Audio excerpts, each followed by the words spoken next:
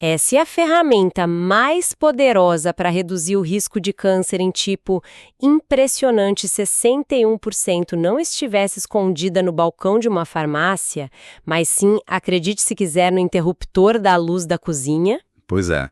E hoje nós vamos explorar uma montanha de dados clínicos que provam que o que adoece as pessoas não é apenas o que elas comem, mas a hora exata em que o corpo é impedido de descansar. Exatamente. Nós temos em mãos análises fenomenais de 2 médicos veteranos, sabe? Um oncologista com quase 3 décadas de pesquisa preventiva e um cirurgião cardiotorácico muito experiente. E a âncora de tudo é um estudo monumental da Escola de Saúde Pública de Harvard. Um estudo que, diga-se de passagem, não é apenas mais uma daquelas pesquisas observacionais curtinhas, né? Nem um pouco. Nós estamos falando de um acompanhamento rigoroso de um grupo gigantesco. Os dados variam ali entre 116 mil e 135 mil adultos ao longo de várias décadas. E o foco principal destas fontes é o que acontece com a biologia humana, especificamente após os 50 anos de idade. O que é uma fase crítica, né? Com certeza. O dado de 61% de redução de risco geral não é uma anomalia estatística. É simplesmente o resultado de alinhar o comportamento humano com a nossa cronobiologia mais profunda. 61% é uma mudança de paradigma completa. Fiquei muito impressionada. E a nossa missão nesta análise profunda de hoje é decodificar o porquê disso funcionar. A gente quer entender a mecânica da coisa. A engenharia por trás disso. Isso. Por quê? E aqui está o grande ponto de virada das fontes de hoje. A esmagadora maioria da população moderna está sabotando um mecanismo de sobrevivência celular vital todos os dias, simplesmente por não entender como o relógio biológico dita o que as nossas células fazem. Para entender o início do adoecimento sistêmico e do câncer, a oncologia moderna nos obriga a olhar para a autofagia. Autofagia. Exato. A palavra vem do grego e significa literalmente comer a si mesmo. O que soa meio bizarro no começo. Soa muito estranho. Mas na prática é o ciclo de diagnóstico interno e reciclagem do corpo humano. Quando as células começam a envelhecer, num processo inevitável que a gente chama de senescência celular, elas acumulam erros. Como se fossem defeitos de fábrica mesmo. Perfeito.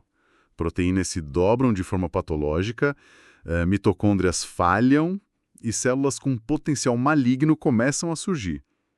A autofagia é o sistema biológico que engolfa, degrada e recicla esse lixo celular.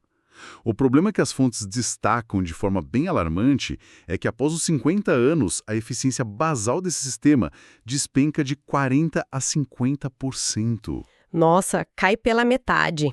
Então, quer dizer, a autofagia é como a equipe de faxina noturna de uma fábrica de altíssima produção, né? Se a linha de montagem nunca é desligada, a equipe de limpeza simplesmente não consegue entrar no galpão para esfregar o chão e consertar o maquinário quebrado. É basicamente isso. A imagem é muito boa, mas com um agravante, sabe?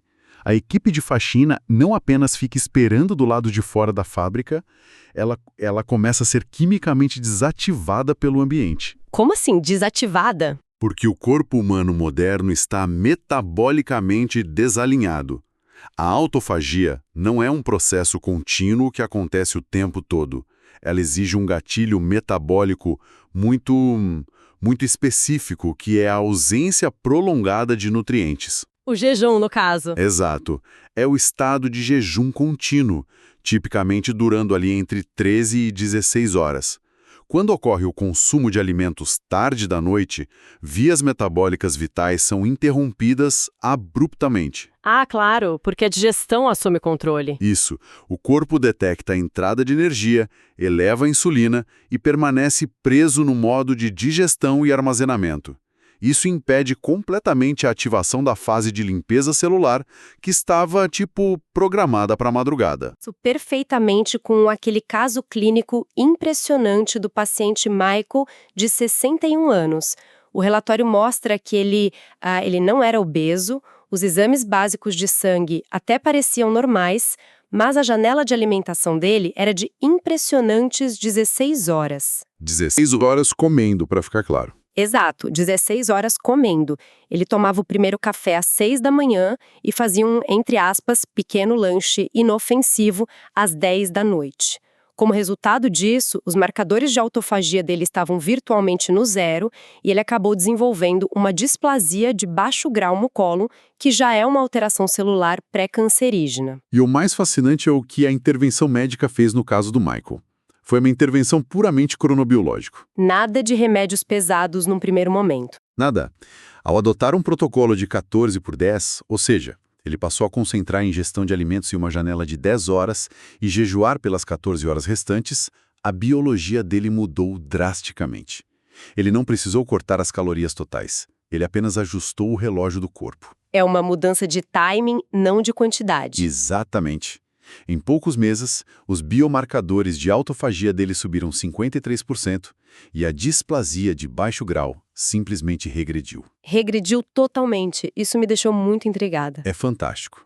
A mensagem clínica aqui é muito inflexível. Proteger o ritmo circadiano é inegociável. Se o desjejum ocorre às 7 da manhã, a cozinha precisa fechar as portas o mais tardar às 7 da noite. A digestão noturna bloqueia a reparação noturna. É libertador pensar assim, sabe? Não se trata daquela dieta punitiva de restrição de calorias, mas sim de dar uma licença temporária para o corpo fazer a manutenção preditiva. Mas bom, já que estabelecemos a importância de fechar a cozinha à noite para que a autofagia funcione, a gente precisa seguir a lógica cronobiológica para a manhã seguinte. Um ponto que me deixou bastante intrigada nos dados clínicos foi a ênfase absoluta na hidratação logo nas primeiras horas do dia. Ah, sim, o protocolo da água matinal. Pois é, o que beber água logo de manhã tem a ver com prevenção molecular de câncer? Parece, simples demais? Pode parecer simples, mas a biologia do envelhecimento traz uma vulnerabilidade muito silenciosa nesse aspecto. Existe um fenômeno neurológico chamado declínio da sede interoceptiva. Sede interoceptiva? Basicamente, após os 55 anos, os receptores lá no hipotálamo perdem a sensibilidade à osmolaridade do sangue. Ou seja, o cérebro deixa de sinalizar a desidratação com precisão. As estatísticas mostram que muitos adultos operam cronicamente com 8 a 12% abaixo da hidratação celular ideal, sem sentirem absolutamente uma gota de sede. Caramba, a pessoa está desidratada e nem percebe. E o impacto sistêmico disso recai com muita força sobre o sistema linfático. Nós vimos há pouco que a autofagia limpa o lixo de dentro das células durante a noite. Mas esse lixo precisa ir para algum lugar depois, certo? O sistema linfático seria o caminhão de lixo da rua recolhendo os sacos que as células colocaram na calçada? Perfeita analogia. E o detalhe crucial é que o sistema linfático não tem um coração para bombear os fluidos.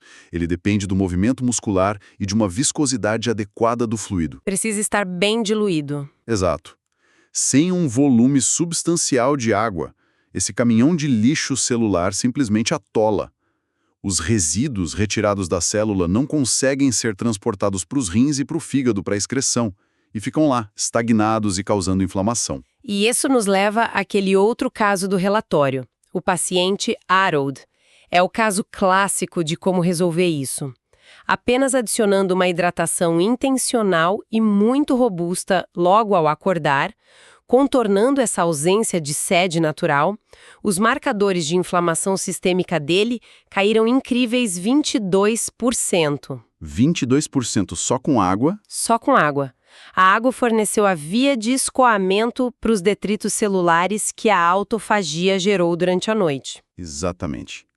O escoamento precisa acontecer, senão a faxina noturna foi em vão. Mas olha, se a água é o veículo que escoa o lixo, a gente precisa falar sobre o que está ativamente enchendo o corpo de lixo durante o dia. E, inevitavelmente, nós esbarramos no açúcar. A visão do oncologista e do cirurgião nas nossas fontes, ela não trata o açúcar apenas como uma fonte inofensiva de ganho de peso. Eles tratam a glicose refinada como algo quase nefasto no microambiente celular. A via metabólica aqui é fascinante e, infelizmente, muitas vezes ignorada pela medicina mais básica. O consumo constante de carboidratos refinados exige a produção contínua de insulina pelo pâncreas. E a maioria das pessoas pensa na insulina apenas como a chave que abre a porta da célula para a glicose entrar, né? O que é a explicação clássica de livro de biologia da escola. Exato. Mas a insulina é, acima de tudo, um sinalizador de proliferação celular incrivelmente potente. E o perigo real é que a insulina cronicamente elevada arrasta consigo a produção de um hormônio chamado IGF-1. Que é o fator de crescimento semelhante à insulina 1. Isso mesmo. E o IGF-1 é, metabolicamente falando, perigoso quando descontrolado. Então, se a equipe de faxina está tentando limpar o ambiente à noite, o ambiente que fica encharcado de IGF-1 durante o dia, é como, sei lá, jogar baldes de fertilizante num terreno cheio de ervas daninhas. Nossa, essa é uma maneira perfeita de visualizar. Porque o IGF-1 sinaliza para que células pré-malignas que estão dormentes comecem a se multiplicar alucinadamente, certo? A biologia tumoral adora o IGF-1. É um ambiente pró-crescimento indiscriminado. Ele manda tudo crescer. E a questão óbvia que surge clinicamente é como neutralizamos esse fertilizante. A intervenção clínica apontada pelas fontes baseia-se num mecanismo que foi descrito lá em 1931, o efeito Warburg. Ah, o famoso efeito Warburg. Sim, células cancerígenas e pré-cancerígenas têm uma falha arquitetônica nas suas mitocôndrias. Elas dependem de forma quase parasítica da fermentação rápida da glicose no sangue e são, péssimas em utilizar o oxigênio para gerar energia de forma eficiente. Espera, eu preciso fazer o papel de advogada do diabo aqui, porque isso levanta uma dúvida muito razoável ao ler os dados. O estudo de Harvard e as notas clínicas sugerem fortemente a adoção de uma caminhada metabólica, ali de 35 a 45 minutos diários. Você está me dizendo que uma simples caminhada matinal, que é um movimento de intensidade até moderada, tem a capacidade de sufocar uma célula com mutações complexas? Porque isso soa quase simplista demais quando a gente pensa no quão formidável e destrutivo o câncer pode ser. Eu entendo totalmente o ceticismo. Parece muito simples na superfície. Mas a engenharia interna que essa caminhada aciona é espetacular. É bioquímica pura. Quando os grandes músculos das pernas são ativados de forma constante, eles agem como esponjas gigantes de glicose. Eles sugam tudo do sangue. Sugam tudo. A glicose circulante no sangue despenca muito rápido. E aquela célula pré-cancerígena que é viciada nessa glicose fácil devido ao efeito Warburg, ela entra em privação imediata. Ela passa fome. Fica sem o combustível principal dela. Exato.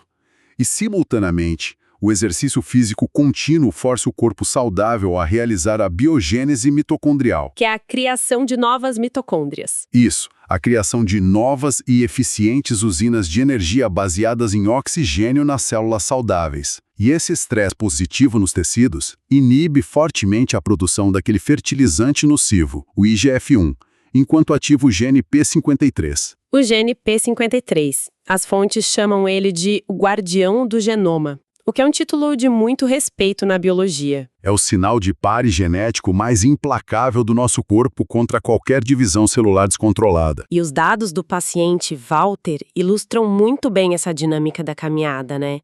Ele tinha um histórico complicado de pólipos pré-cancerosos recorrentes no intestino, sempre voltava, mas após ele aderir religiosamente a essa caminhada metabólica diária, esgotando o combustível fácil das células errantes e forçando a oxigenação, os exames clínicos dele mostraram que os pólipos simplesmente pararam de retornar. Porque o movimento não é apenas gasto calórico, não é só para queimar o que comeu. É a sinalização genética de que o ambiente exige eficiência mitocondrial, o que acaba sendo letal para células doentes que não conseguem se adaptar. O metabolismo saudável sufoca ativamente o metabolismo defeituoso. Isso faz um sentido tremendo. Nós cortamos o suprimento logístico das células ruins logo pela manhã. Mas como o corpo ativa ativamente suas defesas imunológicas locais? Porque o intestino, segundo o relatório incisivo desses médicos veteranos, não é apenas um tubo passivo de absorção de nutrientes. Ele é a principal trincheira de guerra biológica. E é uma trincheira que, infelizmente, sofre muito com o avanço da idade. Após os 60 anos, ocorre uma degradação da integridade da barreira intestinal, um quadro conhecido clinicamente como hiperpermeabilidade intestinal. O famoso leaky gut em inglês. Esse mesmo. As junções estreitas entre as células da parede do intestino começam a afrouxar. Isso permite que endotoxinas bacterianas, que deveriam passar direto e ser excretadas, vazem diretamente para a corrente sanguínea. Esse vazamento constante aciona o sistema imunológico sistêmico 24 horas por dia, criando uma inflamação de baixo grau crônica. E a inflamação, como a gente sabe, é o solo fértil onde a mutação celular prospera e vira câncer. Certo. E qual foi a solução clínica que eles destacaram? A reintrodução agressiva de alimentos fermentados ancestrais, coisas como kefir, chucrute de qualidade e miso. Sim, os dados focam muito num subproduto da fermentação desses alimentos chamado butirato, que é um ácido graxo de cadeia curta. E a analogia que me ocorreu enquanto eu lia os relatórios é que o butirato age meio como um segurança de balada, sabe? Muito discreto, mas implacável. Um segurança de balada. Gostei. Como assim? Tipo, ele não aciona alarmes, ele não causa uma briga enorme que seria inflamação, ele simplesmente se aproxima das células epiteliais do cólon que estão começando a apresentar mutações perigosas e entrega uma mensagem química suave, mas firme, para que elas cometam suicídio celular, o que a gente chama de apoptose. O butirato basicamente conduz o encrenqueiro para fora do clube em absoluto silêncio. Brilhante, é exatamente isso. O mecanismo do butirato regulando a expressão gênica no cólon é de fato muito elegante e silencioso.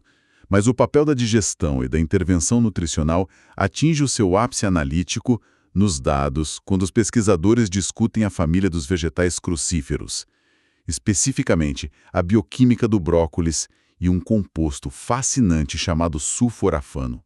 E aqui, as fontes quebram um mito culinário colossal. Ah, sim, essa foi, de longe, uma das maiores revelações para mim neste mergulho nos dados. Fiquei chocada. Quebrou a cabeça de muita gente. Totalmente, porque a grande maioria das pessoas que buscam longevidade passa a vida inteira cozinhando brócolis, acreditando piamente que está ativando ali um escudo protetor contra o câncer no prato delas. Mas a literatura médica que estamos revisando mostra que o preparo padrão destrói absolutamente todo o potencial preventivo. Como nós temos errado tanto nisso por tanto tempo? É que a gente se esqueceu de observar a arquitetura química da planta em si. O sulforafano, que é talvez o composto fitoterápico antitumoral mais rigorosamente estudado na atualidade, ele não existe de forma livre dentro do brócolis intacta. Ele não está lá, pronto para o consumo. Ele é o produto de uma reação de defesa da planta. Defesa contra predadores, né? Exato, você tem o composto precursor de um lado e uma enzima chamada mirosinase do outro. E eles ficam estritamente separados pelas paredes celulares da planta. Quando a lagarta morde a folha ou quando a faca do chefe pica o brócolis na tábua, as paredes se rompem, a mirosinase se mistura com o precursor e aí sim o sulforafano é sintetizado como uma bomba química defensiva. A falha trágica do nosso preparo diário nas cozinhas é que a mirosinase é uma enzima extremamente sensível ao calor. Ela simplesmente morre se esquenta muito. Morre. Em temperaturas acima de 60 graus Celsius, ela é completamente desnaturada. Ou seja, aquele hábito hiper comum de pegar o buquê de brócolis inteiro e jogar direto na água fervente ou colocar na panela de pressão anula a defesa química antes mesmo dela se formar. É um desperdício gigante. Exatamente. A ciência culinária preventiva exige que o brócolis seja picado cru, muito bem picadinho e deixado em repouso na tábua por cerca de 40 minutos. 40 minutos esperando? Sim, esse é o tempo necessário para a mirosinase agir em temperatura ambiente e produzir o sulforafano de forma estável. Só depois desse período de espera, você deve aplicar um cozimento muito leve, de preferência no vapor. Mas, alternativamente, as fontes oferecem um hack bioquímico brilhante para quem não tem esse tempo todo. Que é o pó de mostarda, né? Isso. Adicionar pó de semente de mostarda crua ao brócolis já cozido. A mostarda pertence à mesma família botânica do brócolis e contém grandes quantidades de mirosinase ativa e intacta, que acaba atuando como um catalisador externo para reativar a síntese de sulforafano diretamente no seu prato quente. Isso é engenharia de alimentos no próprio prato. Incrível, mas por que esse sulforafano exige tanto esforço? Qual é o impacto real dele no nosso corpo, envelhecido? O impacto ocorre numa via biológica-chave chamada NRF2. Pense no NRF2 como o diretor supremo de segurança do seu DNA celular. O chefe de segurança. O chefe. E com a idade, a atividade desse diretor cai drasticamente, em quase 40%, deixando o nosso DNA terrivelmente exposto a danos oxidativos que fatalmente geram câncer.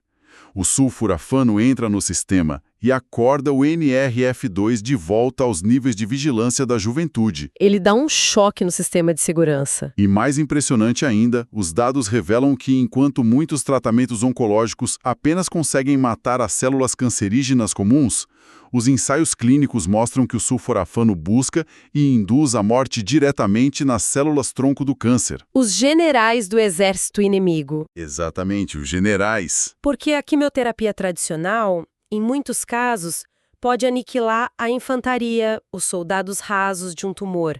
Mas se as células-tronco, os generais, sobrevivem escondidos em dormência, o câncer se reconstrói anos depois, de forma ainda mais agressiva. E o sulforafano entra no sistema e alveja diretamente essa cúpula de comando. É uma inteligência biológica absurda quando a gente para pensar. É absurda e, o melhor de tudo, está disponível. Mas todo esse processo, isso nos conduz inevitavelmente à fase mais negligenciada da cronobiologia humana na atualidade. Vimos como a hidratação, a caminhada para neutralizar a insulina, a regulação da flora do intestino e os ativadores genéticos operam muito bem durante o dia. No entanto, é durante o turno da noite, sob o manto da escuridão total, que o corpo define se vai consolidar essa defesa celular ou se vai jogar todo o esforço por água abaixo. Nós precisamos analisar agora a arquitetura oncológica do sono. As fontes são super categóricas aqui, não dão margem para dúvida. O cansaço diurno, o bocejar durante a tarde, é a consequência menos preocupante da falta de sono. O estudo de Harvard e as notas do oncologista encaram a restrição de sono e especialmente o trabalho crônico em turnos noturnos como uma falha imunológica iminente e um carcinógeno primário, de nível 1. O que acontece na escuridão celular que é tão insubstituível? Tudo gira em torno das fases de sono de ondas lentas, que é o nosso sono mais profundo e restaurador. Primeiro, nessa fase, o cérebro ativa o sistema linfático. Se o sistema linfático é o caminhão de lixo do corpo que a gente mencionou, o sistema linfático é a lavagem a jato de alta pressão do fluido espinhal que remove proteínas amiloides e toxinas neurológicas geradas durante o dia. Uma faxina pesada no cérebro. Muito pesada. E segundo, e talvez mais vital para a oncologia, é quando a glândula pineal libera o pico de melatonina. E olha, a indústria dos suplementos reduziu a melatonina a um simples hormônio para dar sono. Mas, sistemicamente, e as fontes frisam muito isso, ela é um dos antioxidantes endógenos mais letais para o câncer que o corpo produz, principalmente por inibir a angiogênese. Angiogênese sendo aquela tática de sobrevivência na qual o tumor em crescimento cria microvasos sanguíneos para roubar nutrientes do corpo hospedeiro, né? Exato. Então, a melatonina age como um bloqueio militar que impede a construção das estradas de suprimento do tumor. O tumor tenta construir a estrada, a melatonina vai lá e destrói. Essa é uma definição clínica exata. E a ausência de melatonina, que é muito frequentemente causada pela luz artificial noturna, telas de celular e televisão, não apenas permite que a angiogênese ocorra solta, mas paralisa completamente as células natural killer, que são a verdadeira linha de frente do nosso sistema imunológico celular. Os dados demonstram que indivíduos que dormem cronicamente menos de 6 horas por noite sofrem uma redução de impressionantes 70% na atividade letal dessas células natural killer no dia seguinte. 70% a menos. Ou seja, você acorda com um exército imunológico operando com apenas 30% da capacidade total. É como mandar soldados desarmados para a guerra. Exatamente. É uma vulnerabilidade absurda. E aqui entra um fator que funciona como jogar gasolina nesse incêndio imunológico, o estresse psicológico moderno. Nós conversamos sobre a via molecular do câncer e muitas vezes o estresse é visto apenas como um problema emocional, tipo ansiedade do dia a dia, mas o relatório mergulha profundamente na ação do cortisol. Como o estado de alerta constante e crônico altera o destino físico das nossas células. Pelo que eu vi, o cortisol não perdoa. Não mesmo. O cortisol crônico não apenas estilhaça a arquitetura daquele sono profundo que precisamos, ele entra no núcleo das células e suprime fisicamente a transcrição de genes protetores críticos, como o BRCA1 e o BRCA2. Para quem acompanha de perto a ciência oncológica, sabe que esses são os genes encarregados de identificar e consertar quebras perigosas nas fitas de DNA. O estresse constante basicamente desliga a equipe de reparo genético. E, além disso, o cortisol desregulado mantém ativada uma via chamada fator nuclear Kb. Fator nuclear Kb. Pelo que eu compreendi dos textos clínicos, esse fator é essencialmente um alarme de incêndio químico que emperra na posição ligado e não desliga mais. O corpo entende que está sob cerco constante, como se estivesse numa guerra, e força um estado de emergência e inflamação crônica.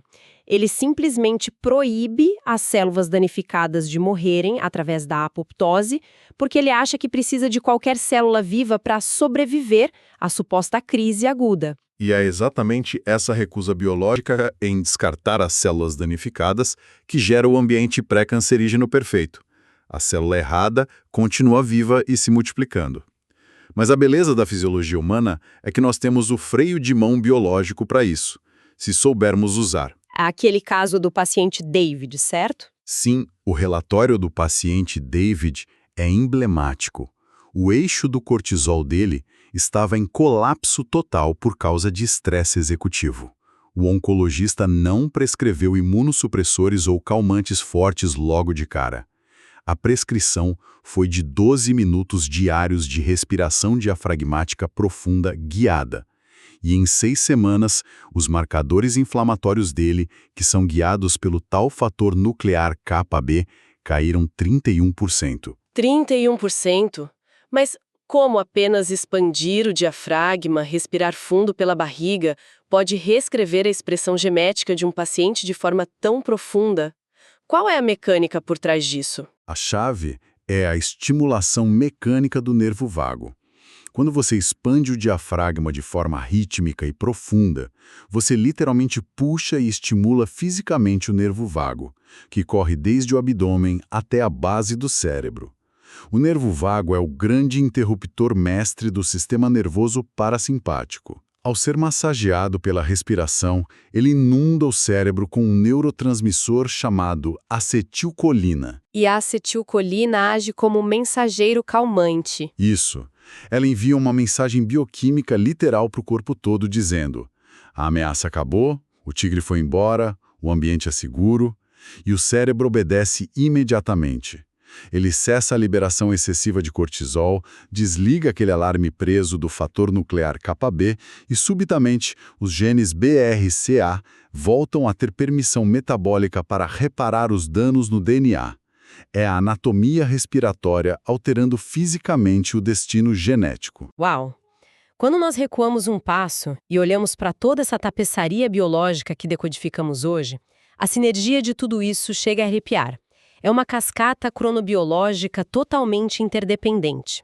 A caminhada metabólica matinal exposta à luz natural não queima apenas a glicose para sufocar as células pré-malignas com o efeito Warburg. Ela ajusta o relógio mestre no centro do cérebro. Uma engrenagem puxa a outra. Exato. Esse ajuste garante que 12 horas depois, a glândula pineal libere um dilúvio de melatonina no momento certo. O sono profundo, que foi possibilitado por essa melatonina, ativa as células natural killer e a limpeza linfática. E o fato de a cozinha ter sido fechada rigorosamente no início da noite garante a janela de jejum necessária para que a autofagia limpe as células mutantes e danificadas. É um ciclo perfeito. É o alinhamento total entre o ambiente externo e a nossa genética.